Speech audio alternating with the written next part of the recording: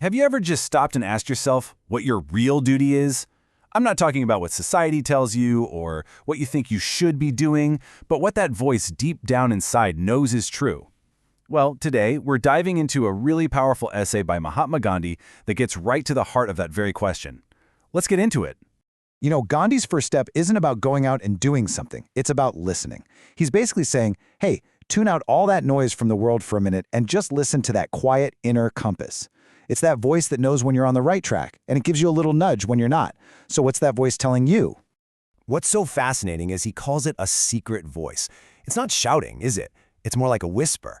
And it says something that's both incredibly empowering and, honestly, a little scary. This is your task. Meaning the outcome, whether you win or lose, that's on you. It's a radical call for taking personal ownership of your life. All right, so this brings us right to our first big idea, the inner call of duty. Let's really explore what that means. This is the question that's driving this entire essay. We all look for a purpose, right? We search for that one thing we feel like we were put here to do. It's a totally universal human thing, and the answers we usually come up with are, well, they're pretty predictable. When we think about our duty, this is usually where our minds go. Serving our parents, helping out our neighbors, being there for friends, contributing to the community. And look, those are all amazing, super important things. But, and this is a big but, Gandhi's insight here is that these aren't the starting point. They're the result of something way, way deeper. And that leads us to the absolute core of his argument in Section 2. Our first duty is to ourselves. Now, I know what you might be thinking, whoa, that sounds kind of selfish, right? But stick with me. Let's break down what he actually means. So here is where Gandhi just flips conventional wisdom completely on its head. We're taught that our duty is external. It's all about what we do for other people. But he argues the exact opposite. The number one duty is internal. Before you can ever hope to effectively serve the world, you first have to understand yourself. So, what does knowing oneself actually mean? It sounds a little abstract, doesn't it? Well, today we might call it something like mindfulness or radical self-awareness. It's about mastering your own mind, your emotions, your entire character. Gandhi basically asks this powerful question: if I don't even truly know myself, how on earth can I claim to know, respect, or genuinely serve anyone else? Okay, so if our first duty is this internal work on ourselves, where does that work even happen? Well, that brings us right to Section 3, Conduct in Solitude. This is all about who you are when nobody's watching. Just think about it for a second. Who are you when you are completely and totally alone? The choices you make, the thoughts you let run through your head.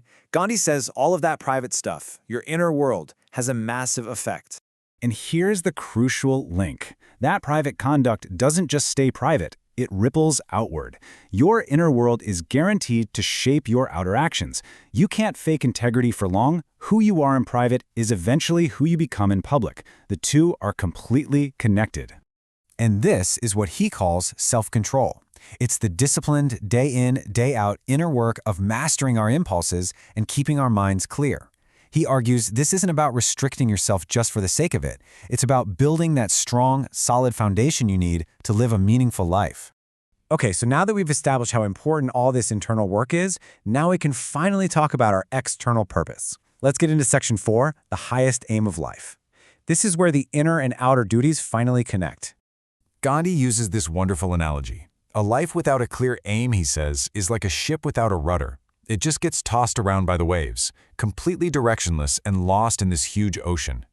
Our inner work gives us the strength to build the rudder, and our highest aim tells us where to steer the ship. And here it is.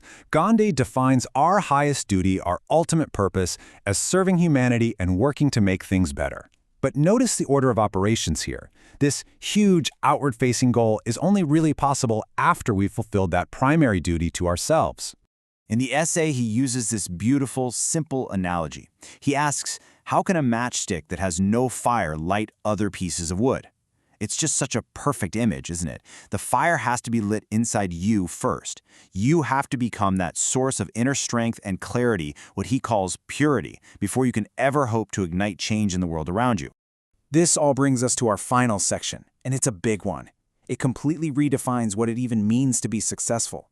Hint, it's not about money or fame. It's about something much, much deeper. So Gandhi shares this really powerful idea from the poet Matthew Arnold. Arnold said he actually stopped wishing for his friends' health or for them to be victorious. Instead, the greatest thing he could wish for them was that their morality would stay unwavering. Just think about that. The greatest success isn't getting rich or famous, it's just not straying from the path of what's right.